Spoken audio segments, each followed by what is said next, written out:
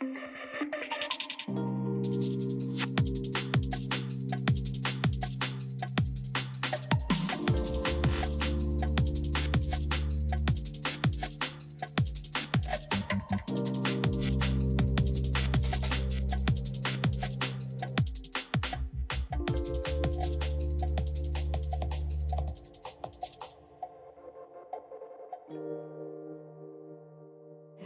so I welcome everyone to our 2023 Salon 7 Black Bourbon Society Legacy Awards. So does anyone know what a salon means?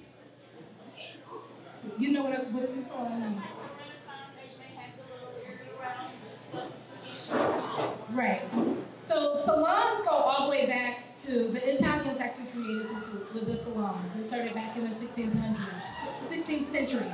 And it was a way for people of like-minded, values and educations and principles to all get together in a room and just share some ideas and thoughts and all of that.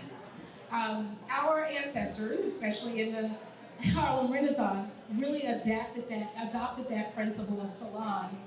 And they had that. So you had Langston Hughes, and you had all the artists, you had all the photographers and activists of the time, all sitting around tables in Harlem and in other cities, having these amazing Black excellence conversations. And these were these mini salons. So they were really rooms where you wanted to be in. And they weren't rooms that weren't public, they weren't rooms that were for anybody to be there. You had to be invited. It was an exclusive sacred space where your ideas and your thoughts were really valued.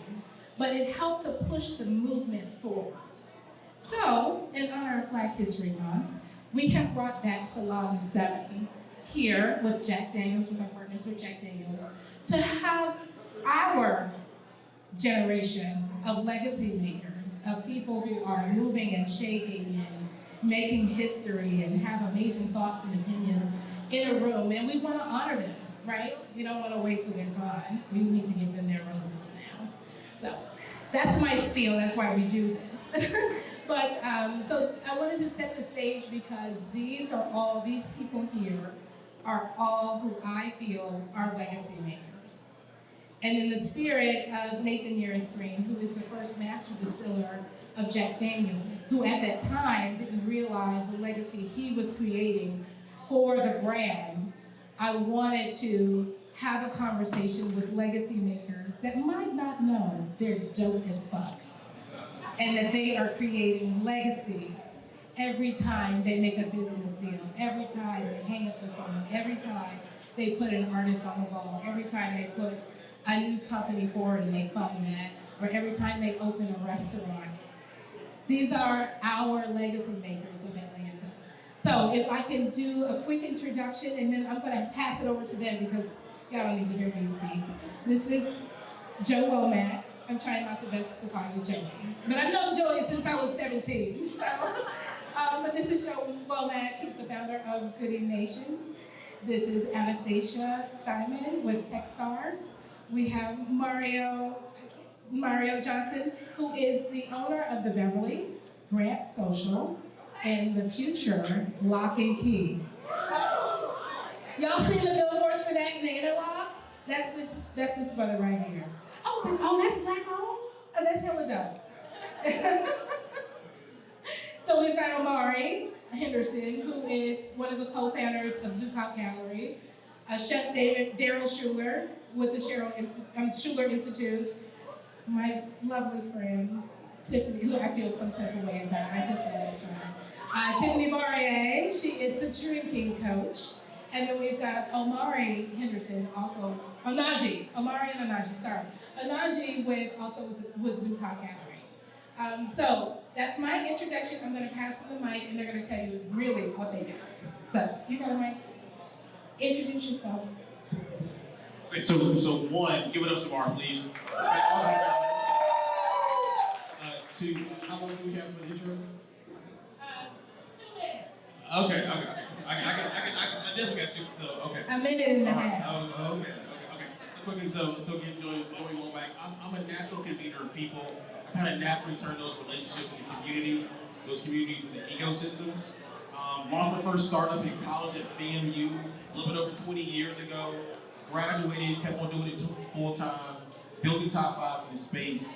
For the past 14 or so years, I really focused on building community for both diverse founders and social entrepreneurs from all backgrounds. Life's goal is to positively impact 1 billion people by the year 2039. I'm super serious about it. Goodie Nation's the primary way in which I do it. We're a community of post-accelerator diverse founders, investors, experts, and brands, all in the innovation space, but also sit in a few boards here in Atlanta and across the country in this artists. We can just have our attendees up on the second floor to lower their conversations, please. On the second floor, please lower your conversation. Thank you so much.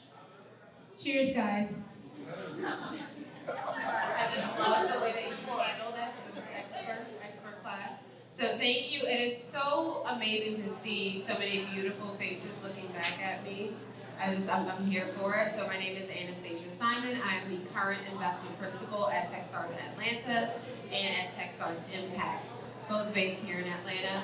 My journey is very non-traditional. So I started studying fashion at LSU, graduated from there, worked in the fashion industry for about 7 years or so, and then migrated into tech, where I worked at several high-growth tech startups, where I've been employee number 1, number 2. If you need somebody to do it, I'm the girl that's going to do it and get it done and make sure that it's done effectively.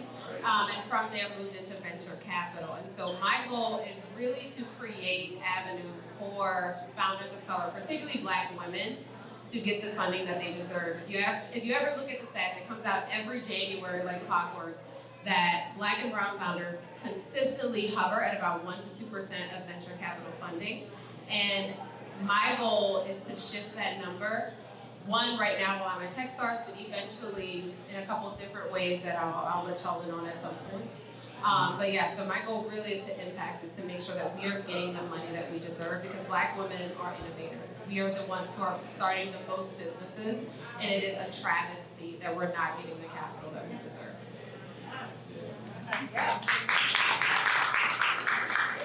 Good evening, my name is Mario Johnson. As he so greatly stated, I own the Beverly here in Atlanta, as well as Grant Park Social. My name is Mario Johnson. I own the Beverly here in Atlanta, as well as Grant Park Social, which is a bourbon bar here in the Atlanta area. And I have another restaurant opening in Midtown next month called Lock and Key, which will be a super luxury sports bar experience. I started many years ago working at Sylvia's as a server out of necessity, for those that remember that, back in '97. And my dad was ill. I needed a place to live, I needed to be able to eat, and I needed to make cash. I was a student at Morehouse College. So I started waiting tables and busing tables and matriculated. By the time I graduated, I was in management. Stayed at Sylvia's for 5 years, left there, worked for the Walt Disney Corporation for a couple of years, managed the ESPN zones, for those that remember, on the East Coast. So I managed about $150 million in sales a year through ESPN zone. Left there and said I never wanted to work in restaurants again, and 2 years later found myself owning a restaurant. So stuck with what I knew, and long story short, have owned several restaurants here in the Atlanta area. The Beverly was named after my mother. So opened that up, and my goal is to open a restaurant at least every other year, but I want each restaurant to be better than the one before. So I'd like for people to have the wow factor and my name to be associated with excellence. So, you know, we all make mistakes, we're not perfect. I know that some people have good and bad experiences at every restaurant I've had. However, I do want you to associate my name and my brand, which is Inspire Restaurant Group, named because I want to be an inspiration to other people, with excellence. So the Beverly is nice, Grant Park Social is nice, Lock and Key is amazing. It's amazing. So whatever I do next after that will be even better. But I want people to walk into the restaurant and just drop their mouths and just say, wow, this is amazing. And the fact that it's Black owned, I want people to be even more proud. I want to make people proud. I want people to be proud of what I'm doing, to be an example for other people that you can do it too. I came from Clarksville, Tennessee. I didn't come from LA, Miami, whatever. I'm from a small town. We had 150,000 people. So never in a million years did I think I would be sitting here in '96 when I left on June 1st to come to Atlanta, Georgia. So, like I said, all I want to do is be an inspiration for other people. I want to continue to do things better than what I've done before, so I can leave a legacy for the people that come behind me. So that's my goal, and that's what I'm trying to do.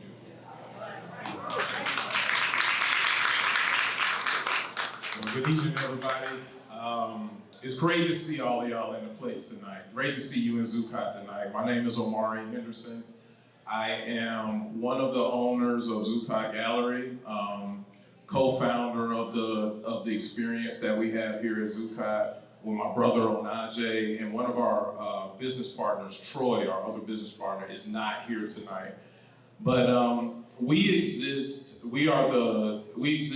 teach people how to collect and how to invest in works by African American artists. We are the largest African American owned art gallery in the Southeast. And one of the things that we want to do is normalize collecting art. So we want to make sure that when you all come into this space, you feel a warm welcome from us and you learn how to collect and you become collectors. We talk about becoming custodians of culture, so that with you being custodians of culture, what you do is we own a piece of our culture while we're here on the planet. And that's our purpose, is to really help you become those custodians. We want to break down the intimidation factors that a lot of us have about collecting art. Because what happens is, we didn't grow up around art. None of us did. And so when you come in here, we're going to help you understand what it means to collect. And that's what we want to do. We want to make it something that's a part of our everyday lives. A lot of people ask us how we got started in this business. Onaje and I and our business partner, Troy, are all engineers. I'm a chemical engineer, Onaje is a mechanical engineer, and Troy is an aerospace engineer. So it's like, how did you even get into art? Because you're an engineer. So Onaje and I went to Tuskegee. At Tuskegee, our father, who's an electrical engineer, also went to Tuskegee. We grew up right here in Decatur, Georgia. Grew up on Kellner Road. If y'all know Kellner Road, South Cal Mall, that's us. Magner High School. So we came from there, and our father, who's an engineer, actually used to come home from work every day. He worked at Bell South, and he used to actually paint when he got home. He was a fantastic artist, but that was kind of his hobby at the time. So when Onaje and I were in college at Tuskegee, the three of us, my father, Onaje, and I, all formed a company to help sell his work. He quit his job and pursued his passion of becoming a full-time artist. That's how we got into the art business. We were just trying to help our father. Over the years, it turned into us working with other artists and creating this space that we're in today. So that's how we got into the business, and we use all those skills that we had, that we learned from being engineers and working in corporate America, problem solving, and all of that, to try to disrupt this experience and make it accessible for all of us. So how do you make it not this elitist thing, but something that we can all be a part of? And so that's been our point. I'm not just probably going to tell you everything that I didn't, but I wanted to make sure that you kind of heard our story. So thank you. Well, Onaje's 90 seconds might have got cut. So let's keep going, because some of these we'll ask more questions and I'll dive into some of the things that you guys are saying. So I want to get through this as well. Hi everyone, I'm Chef Daryl Schuler, and yes, this is my voice. I've had it since I was 12.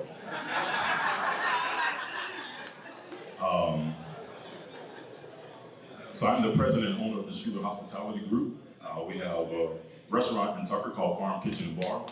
We have the first Black-owned, state-licensed hospitality and culinary program in North America called the Schuler Institute.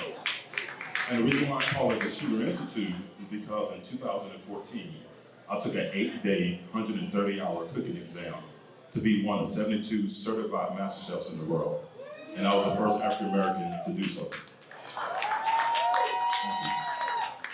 So with that experience, I'm just like my brother here, I'm into the hospitality, open restaurants. So we do have a main restaurant at the Microsoft headquarters building called The Connector, and we also are working on another project for the airport.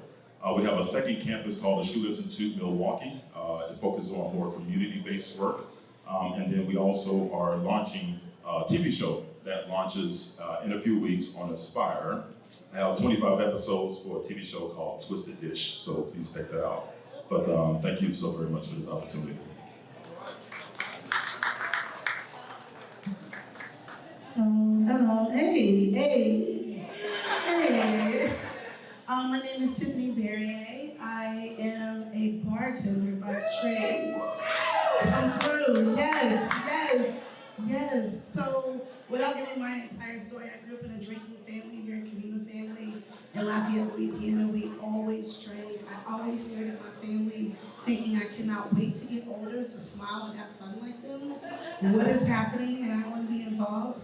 I did not wait till I was 21. I started drinking with my family quite early, but there was something about the alcohol that it was more than just that feeling. It was something about it that I didn't know. My very first job was a bartender when I was underage at a casual dining restaurant.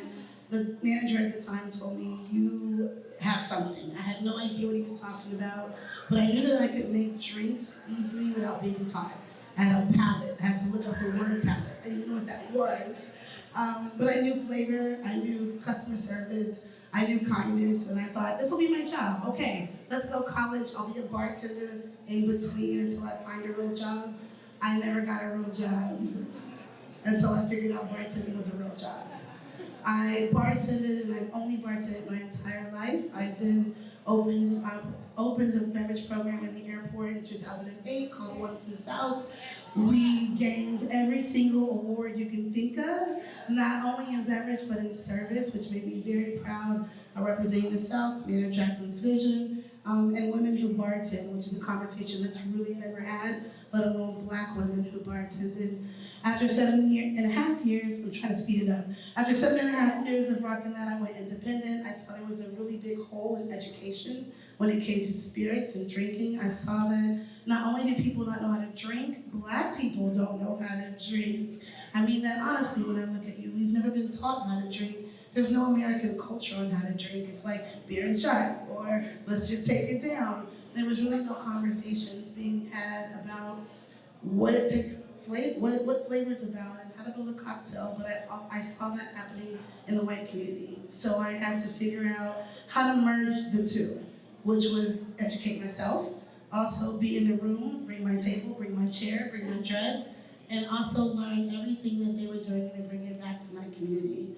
I then started my business called The Drinking Coach, not directly just for the Black culture, but just because people in general don't know how to drink, and that's okay. You see a menu, it's not comfortable. You don't know what they're saying, but the bartender does. So here you are shelling out $20 on something that you're like, I hope it works, but we don't even know what we're working towards. So I have completely engulfed myself in educating the palate, you getting to know yourself, but along with that, every story that I tell, every cocktail that I create, every stage that I take, I make a point to share Black history.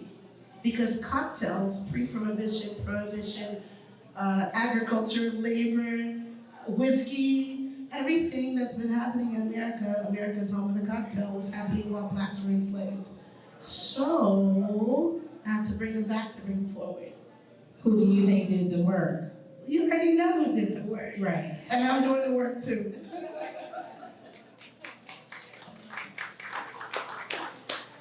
So my name is Onaje Henderson. We also came from a drinking family. We don't know how to make them as much as more. We drink very well. The one thing I wanted to add to what Amari says, that we want to create an unapologetically Black space. What that means though is that it's having a space where our stories are told, where we challenge other spaces to show our work, to invest in our work, because our stories are just as important as everyone else's. And we are part of America, and we are pretty much like the architects, if you will, of this space, but a lot of times we're invisible. And so in that, some of this is part of this, just trying to take some of that back where right now a lot of our great African American artists are being selected by people who are not from our community. So in order to get a voice, we have to collect. We have to create a voice. We have to begin to look at artwork, understand it, and participate. And so that's what we work on here at the ZuCot Gallery. Thank you. So you guys see why they're so damn good? I first, I'm sorry. I apologize. I don't know what flies out of my mouth. But yeah, these panelists are really our legacy makers here in Atlanta. And I'm just so proud to be able to give them this spotlight to really share their stories. And you know, we talked about all their accomplishments, but like, it's hard jumping out and first of all, I don't know how your mother approves you being an electrical and chemical engineer and then like not going into like the student loans behind that to then open up an art gallery. Scholarship. Okay, so we had that conversation earlier. If you did it for free, then you get a pass. Okay, but if my dime is on it, I expect you to have an engineering job too. Okay. So now that that's out of the way, my question is, and Amari and Olajay kind of shared how, and even Tiffany, some of you all shared how you all started, right? Because you kind of stumbled into this, some of you all. But truly, what was that spark? What was that big bang moment for you that said, I can no longer do this. I must go into this industry. I must fund female entrepreneurs. I must create the best hospitality experience. I must create this gallery. Like, what was that moment that said, I can't accept doing that. I have to do what I am called to do? Somebody? Anybody? We won't go through all 7 of y'all, so somebody just jump in. So in bartending, there's a lot of competitions. And I wanted to win competitions. There were competitions all the time. All the brands, all the money, and I wanted to win. But I noticed at the bar competitions, it's a story. There's like, you have to make a cocktail that tells a story.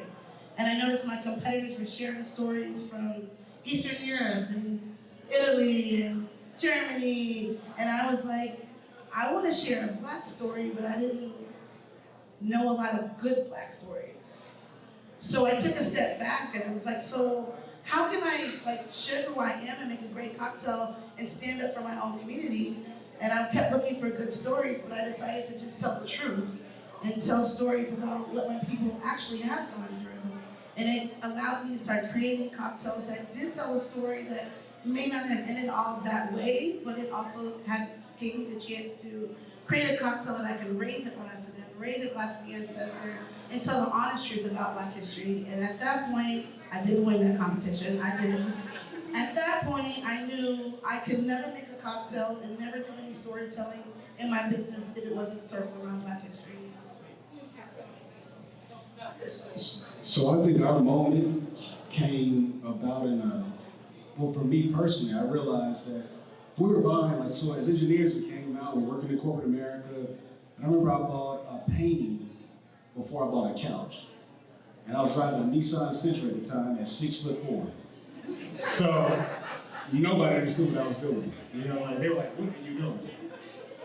But as I began to look around, I realized that my friends were buying all these things that weren't for us. They're buying all these creature comforts or things they were told they had to have, but it didn't add anything to their lives, created by people who didn't care anything about them. So we started realizing, like, wait, it's like we're like sleeping giants. We're consumers, but we don't consume our own stuff. And so I think that piece really awakened something else in us as well, and saying, like, look, we gotta wake us up. Like, why are we not collecting our culture when everybody else is? And so, like, what don't we see that they see, and why can't we see it?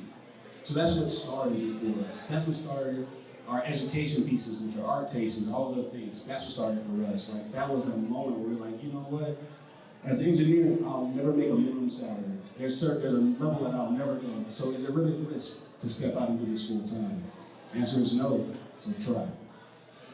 Just a friendly reminder to our friends on the balcony. Our lovely patrons on the balcony, can you please calm your... Oh, it's in the back. It's not y'all. Thank you. The balcony is like, it's not me. Okay, so y'all buy the food and buy the drinks. I'm talking to you. I know you hear me. Can you please simmer down? And whoever's over that tasting table back there, just stop giving them whiskey. They'll be quiet. Thank you so much. Okay, so Joey, you have something to say? Okay. So everything I'm about to say is really based on hearing a voice and being obedient to that. Three quick points. One, spring 1999, sophomore in college, an internship in New York City. Leaving work, had a decision to go to an event where ultimately DJ D Nice was at. When I say the event, it was a panel at NYU. Thought about going home, went to the panel. 4 people in the audience. Total 4 people. And D Nice explained his transition from being a rapper to being a photographer and a website designer. I took a train back up to Harlem that night, started working on my first website. Fast forward to 2002, around this time, so March 2002, leaving my last class of the day in School of Business and Industry at FAMU. Third Thursday in March. Wait, one more time. We bleed orange and green for a reason. Okay, let's get it for Joey being a rapper. Okay, thank you. Third Thursday in March 2002, last class of the day, SBI pulled out of the parking space in the parking lot close to SBI. Honda Accord, 1997 Honda Accord, CD player is off.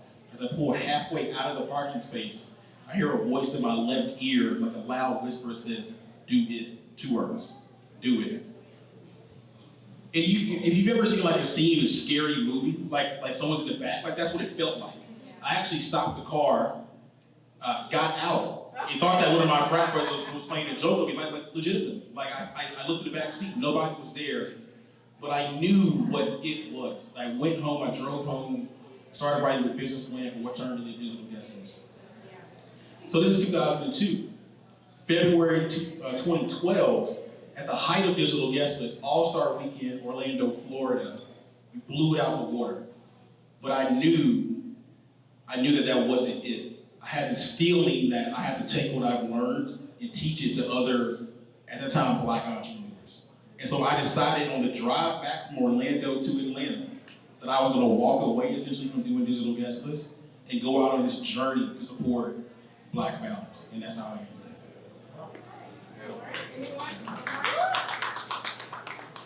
I mean, I wish I was called by God and I had a voice talking to me, Joey. That's hard to follow. So when I was in college, I went to college, I wanted to be a buyer, to buy. I love shopping, I love fashion, I love art. Incidentally, my parents surrounded me with Black art as a child. I also come from a drinking culture. I'm from New Orleans, so I see this. And so for me, that was my passion. I was going to New York, I was going to work in that industry, and then 2008 happens and nobody's hiring. There's no work to be had. And so I just kind of followed every choice of, I need to pay my bills, I need to pay Sally Mayback, I need to figure out what I'm doing with my life. And my mom was like, you cannot sit in my house and not work, because you're making jewelry on my deck is not a job. And so she brought me in to work with her to work as a para in the school system here in Atlanta. And so I was a teacher's aide during the day, I was running a blog at night, I was selling whatever I could find in vintage stores here in Atlanta on eBay. Fast forward a few years, that drive that I had, that motivation moved me into a fashion tech startup. I was the only person on the team who worked in the fashion industry who knew anything about how the value chain worked. And I came in as the salesperson. I was doing business development, eventually became marketing manager, eventually moved that into another startup where I was director of marketing and communications. And the CEO of the first startup that I worked at called me one day and he started a venture firm. I'd never heard of venture capital until I got into tech. And so I didn't even know what this was, had no idea how tech startups were getting funded, no idea that there was this whole hidden hand behind the industry that was very much an old boys club that was very much about who's at the table, who can we keep out of the room, so that we can keep checks flowing and keep money flowing into certain pockets. And he brings me in, and I was the only Black woman on the team. I was the only Black woman on the team for a very long while until we hired another Black woman, and then I became the only Black woman on the team after she was fired for multiple reasons. And what I saw constantly, over and over again, is that there were no people who looked like me. When I went into angel investor meetings, I was the only one. I was the only person who was under 50. I was the only person of color, and I was the only woman. And that is why the funding wasn't flowing, I realized very quickly, because you would see angel investors have a parade of founders pitch for them, and the first thing they would say in deliberation is, that founder reminds me of me when I was 25. I could never remind a white man who grew up incredibly privileged of himself at 25.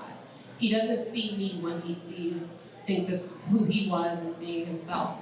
And so it really kind of a light switch flipped for me, where I realized that if I want to enact change, and if I want to see more businesses being funded that are being brought to the table by people of color, not simply because they are Black, like I can cut a check just because you're Black, that's not what we're talking about.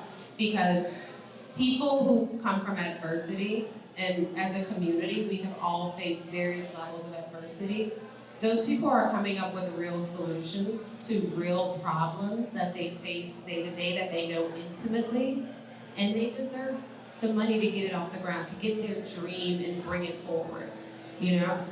And so for me, it just really was being the one coming into that room. And I had a company that I worked with, I had someone tell me, you know, Anastasia, there are only so many seats at the table.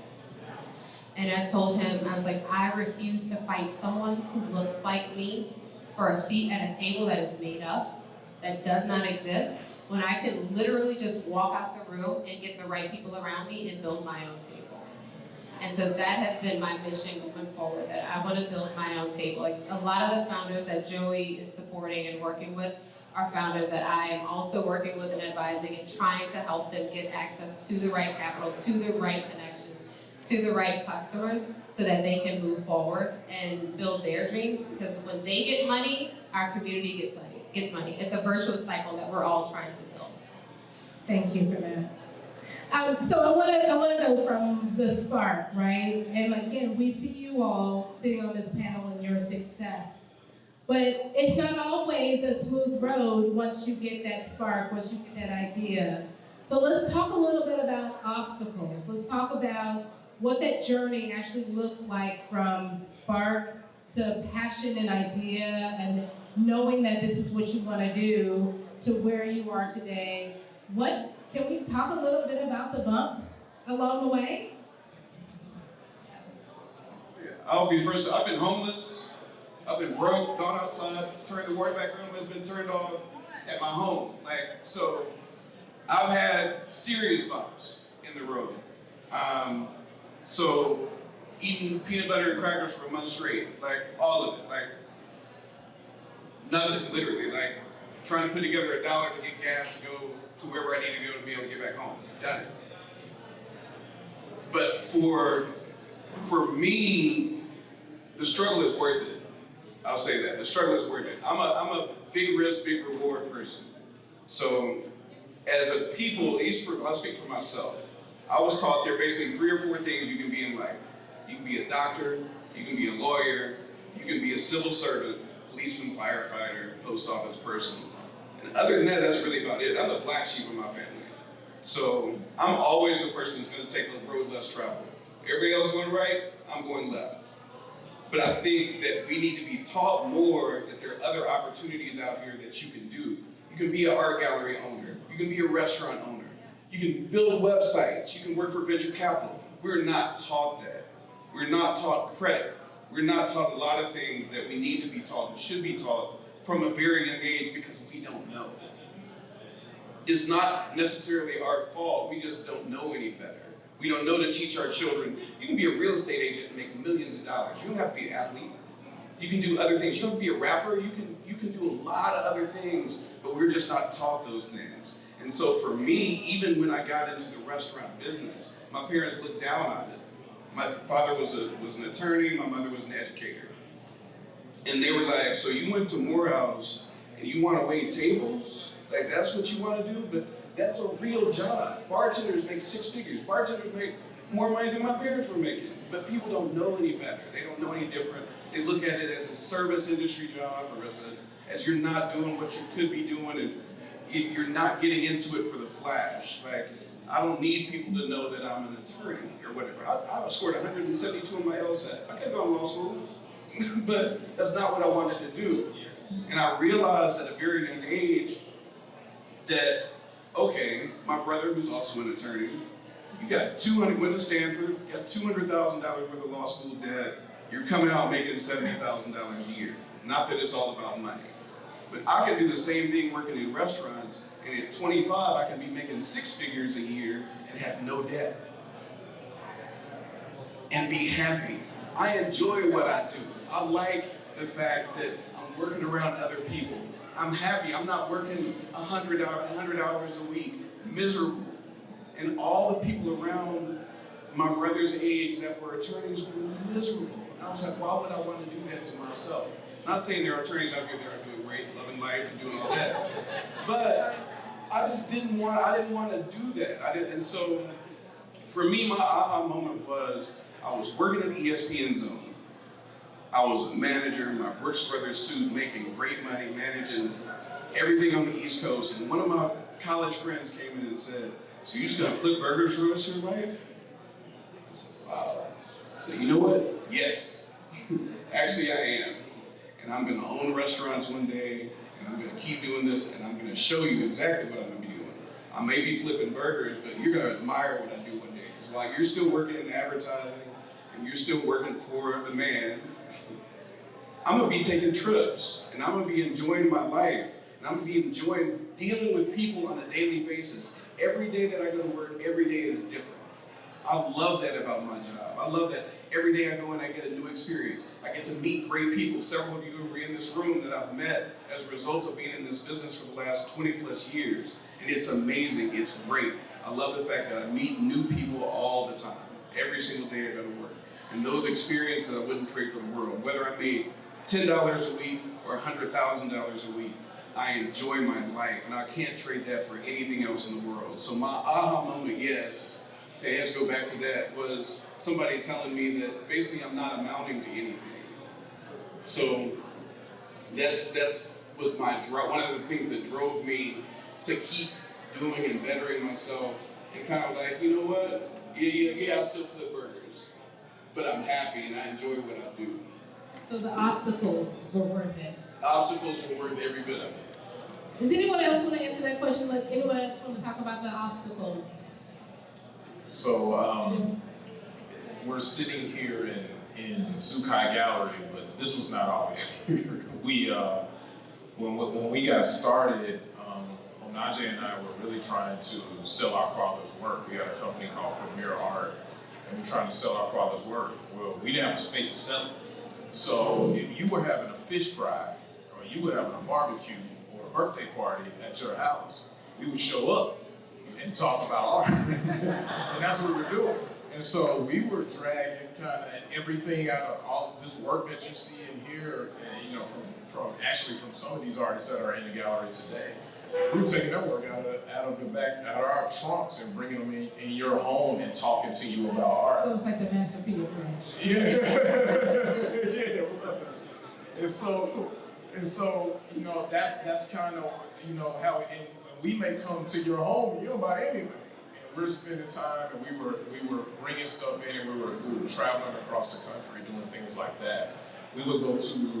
We've done art shows in California or Texas that we've driven to and didn't sell a thing.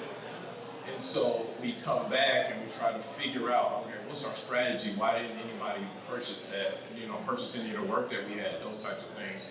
So it took a lot for us to really just stay resilient and stay committed to our goals to get to this point. And so we continue to just try try new things to get people interested in collecting. Najee talked about the art tasting concept earlier, and the art tasting is where we bring people in. That's what we would do when we would go to the homes and we talk about how to collect art. It was like a workshop. We talk about how to collect art, how to invest in art. We still do those today once a month in the gallery. Anybody can come because it's our way of giving back to the community and talking about collecting. But before, it was just our way of getting that entry point into telling people what we were doing and trying to get people interested in the world of collecting art. So I think that is what really drove us and continued to drive us to really get to this point, because we saw a little spark in a couple of people during all that time. Every time we did those, we saw something in people, and we wanted to make it happen. So that's how we got to the point that we are today. Okay, so we're wrapping up here. We're kind of moving quickly. Let's go to achievements and successes, right? And you guys have built so much, you've been through so much. But what is the mic drop moment for you, right? Like, we're building all of this, we've gone through the obstacles, we've opened all the restaurants. Like, when will you walk away from your business and feel like, I've done what I was supposed to do? Well, I don't think I can ever answer that question, because I think, for me, I did that once. I felt like I had made it about 10 years ago, and I had tried out for the Olympic team. And I was already successful up until that point. And I said, I'm the shit. But then when I went to go try out, I failed. Because I had that self-gratification. I felt like I was entitled, like I already knew what I needed to know. I didn't need to do no more. And that was the worst feeling of my life, but it changed my life, because every day I wake up hungry.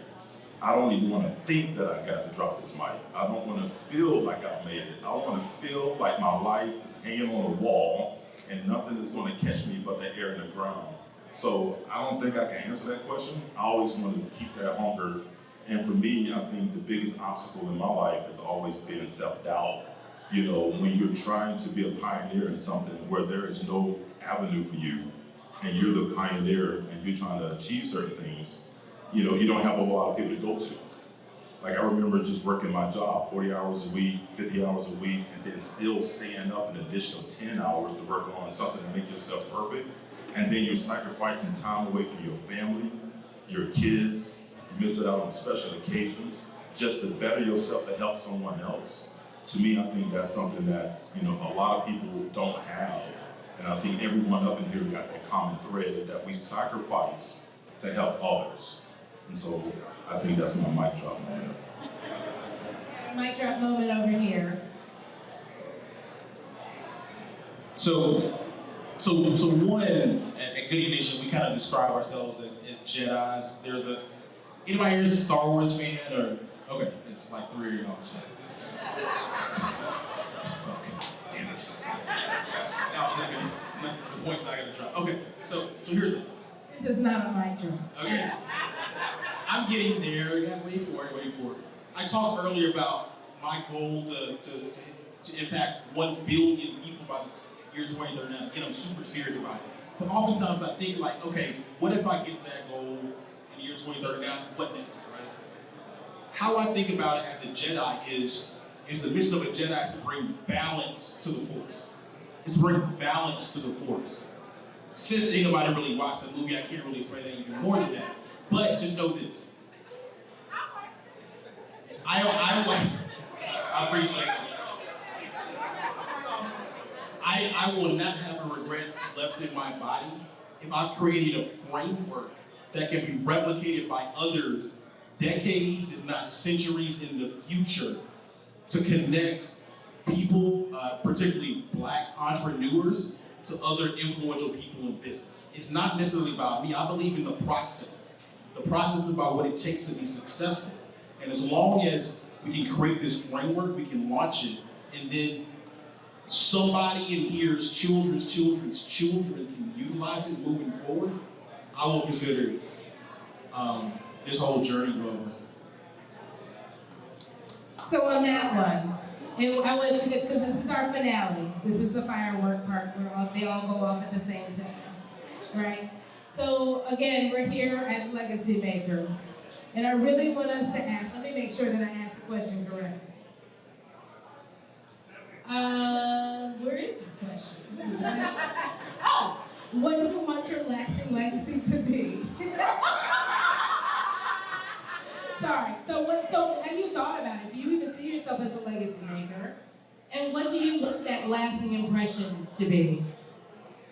You're looking at me, and that's just. You're looking at me. I'm just glad I'm part of your legacy. So I'll answer the question you had before, and then this fire round, because my legacy is happening like right now, like today. It's happening today. It's happening this month. I mentioned how I bartend, and I told you my fun story, but I also mentioned that I'm always looking for Black history, which if you've ever done research of Black history, it's extremely hard. We're not recorded, we're not documented. You can catch a photo every once in a while, maybe in an obituary, but our Black history is usually oral. So I have not found a lot of Black beverage history. What I have snapped up, look on the way, you'll see it. But I recently got a big email from the Smithsonian. Follow me, I know it sounds big. I need y'all to hug me here because this is happening now. The Smithsonian reaches out to me and says, we have a food and beverage museum, mainly food, chef, and we don't have much beverage. And we noticed that you're always looking we're watching you. You're always looking, you're always speaking about Black people and beverage, and there's not a line. But we have you.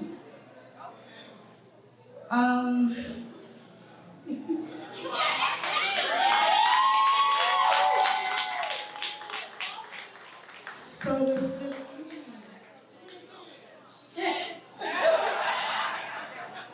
the Smithsonian asked me, would you be open to us documenting you here, but also creating a Wikipedia for you? Now, Wikipedia is something that we see, Google it, and we kind of pass it and go deeper into a deeper dive, but 61% of us actually go to it and listen to it. But when it comes to beverage, and it comes to women, and it comes to Black women, our history is so jaded, it's just so blah. And so the Smithsonian themselves said, I can't scream, I'm gonna cry.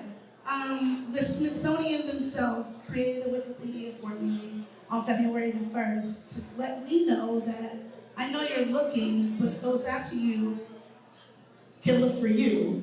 And now I have the rights and the willing to invite other people that I know in the industry that are Black beverage professionals, like my best friend here, and all of you to create a space that can be dedicated for research, but to truly be seen and archived in history. And that's my legacy literally right now. And we just got started. We just getting started. TED Talks on the way. Okay, we're supposed to be rapid fire because we're talking way too much. So, legacy. What is your lasting legacy? So my lasting legacy, I think I like to see that we stop letting other people validate what's ours. So we become the validators of our culture. So we also didn't learn how to commercialize our culture, sell our culture, and own our culture in a way we can actually make it profitable for us. So I think what happens right now is we create things, another community criticizes them, then they find out how to monetize them, and they even sell them back to us as if they're new. How do we stop that? So I'd like to be a part of that legacy that gives us the confidence, the pride, the know-it-all to own our things, and then put a value in our things and sell them to everybody else. That's my legacy. Well, my legacy for me, I always knew I was going to be great, so let's just put that out there. But, you know, I knew I was going to do this. Hey, Chef. But true legacy is when you can help somebody else be just as good as you. And that's why I created the Shoe Institute, so that that next generation don't have to stay up late at night searching for answers. They don't have to ask whether or not if I'm worthy of it. They know that they have what it takes to be the best of the best, and we can go out there and conquer the world. So that's my legacy through the Shoe Institute, helping as many professionals as I possibly can. That's it. Thank you. Just to add on to what Onaje said, so I fully agree with what he was saying, but I think in addition to that, I think if I think about purpose and legacy, it's really to be of service. And so I think our role here is to be of service. We want to serve people. We want to serve the community. We started the Art Brothers Foundation a couple of years ago. And our purpose in the Art Brothers Foundation is to ensure that young people, all the way through adults, so we have K through 12 students come through here, all the way through adults, become collectors of art or enthusiasts of art. And we talk about them coming to ZuCot to eat. Eat means entrepreneurship, art, and technology. And so we talk about the intersection of those three things. And I think when I think about just legacy, it's how do we pass this, kind of like Chef said, how do we pass this on to the next generation and have them become the next creators and the next collectors and the next entrepreneurs in our society.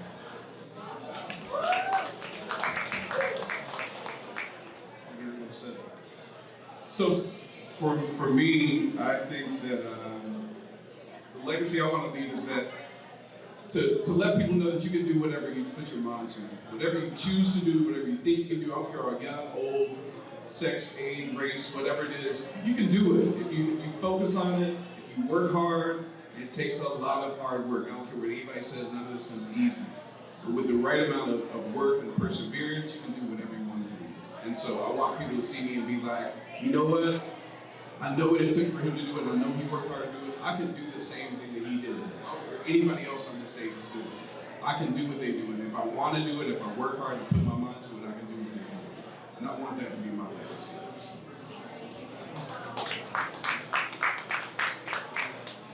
So I think for me, I really want to create more Black limited partners. So high level, the limited partners are the people who invest in the venture capital funds, who then you deploy their money. So it's the investors of the investors. And that's my goal, really, to empower more founders so that they can then go out and become the investors in the investors. And again, create that virtuous cycle of on-ramps and off-ramps so that we can then create true generational wealth and have a lasting impact for our communities. Yeah, so for me, very simple. How do I get to 1 billion people? Helping 99 companies affect 10 million people apiece, and then developing 100 leaders to affect 1 million people. Thank you. And this is why we chose you all to be our legacy honoree for Salon 7. So thank you. You guys are so amazing and so inspiring. Don't you agree? So I know we drank all of our drink and they're drinking all of the other drinks. So I would do a toast, but cheers to you all for having that spark, for persevering, and for being committed and dedicated to your visions, and for taking us beyond where we can even imagine, and giving us a little bit of that Jedi magic too. So, thank you guys, cheers to you. So we're not the Oscars, we don't have statues, but we do have whiskey. So each one of you all had a lovely honoree gift. This is your gift. This is our Jack Daniel's single barrel that we selected with our partners at Jack Daniel's. We actually did 3 barrels. We have one barrel called the Maverick, the Mogul, and the Birthright. Because you've got to be a Maverick, you guys are becoming moguls, and this is literally in your DNA, you guys. This is in your birthright. This is whispered into your left ear, and this assignment has been given to you. So we each have a lovely award for you all to take home. don't drink it all in one sitting because it will not be drinking responsibly. But to talk a little bit more about that program, I do want to introduce everyone to Brian Graves. And ET, you want to come up too? And we're going to talk about, a little bit more about this barrel selection we did and where the proceeds go for that as well.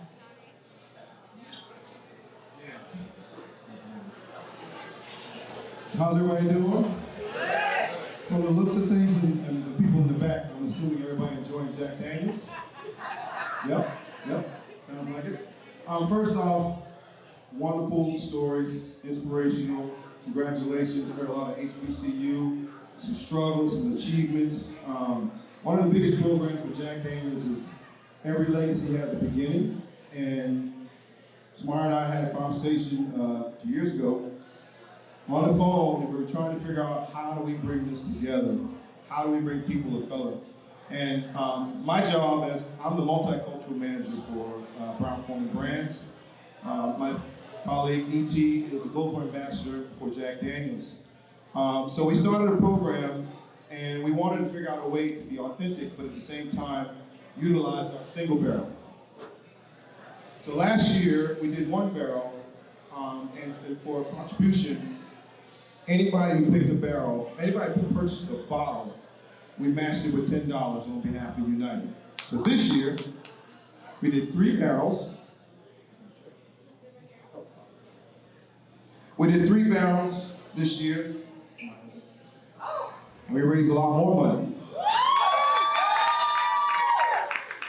So I just want to say Black Bourbon Society has done an amazing job working with Jack Daniels through the whole time. Thank you for that, appreciate it. The whole time. And we are going to continue to learn more and more about people at the panel. So next year, hopefully y'all can come back. We're going to grow this. We started in Atlanta, New York. Now we've got Atlanta, New York, and Chicago. Chi-town. So hopefully we're going to continue to expand this and make this platform bigger, better every time. So a round of applause for the panelists again. ET, do you want to talk about Salon just quickly? Hey, thank you guys for being here, and great stories and some old friends, hopefully some new friends on the panel. You know, all inspiring stuff, and I've been with Jack a long time, but Jack started a long time before me. He was a little kid with a dream, and he had people that mentored him like Nearest Green and Dan Call to make his dreams come true. And you know, we can talk about whiskey all day, but what's more important to me is this. It's meeting people, it's sharing a drink, it's sharing a story, sharing a little bit of love. And I think that this kind of stuff does create legacy, it does create moments in life that we can all remember and build onto that. So thank you for having us, and thanks Jack Daniels. So, Diversity Distilled this year will receive this check. Gentlemen, they're going to talk about their plans with Diversity Distilled.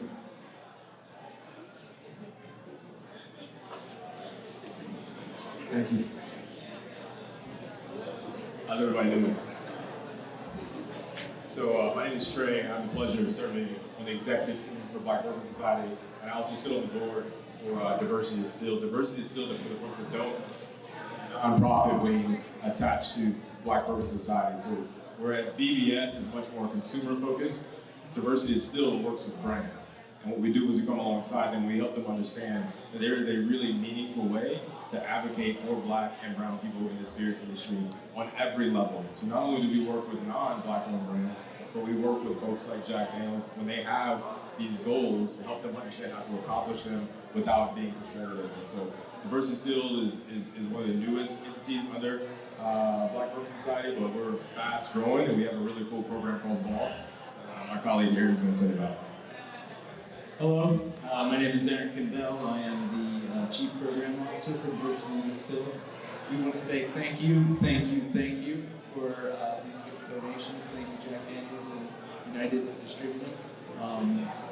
These funds will go to some really cool programming that we're working on, including the BOSS program, the Black Owned Spirits Symposium, which will put Black-owned businesses and brands, distilled spirits and fermented beverages with the resources that will help them succeed. So we'll be kicking that off soon, and it will culminate at the Bourbon Boulay in Louisville over Labor Day weekend. Thank you.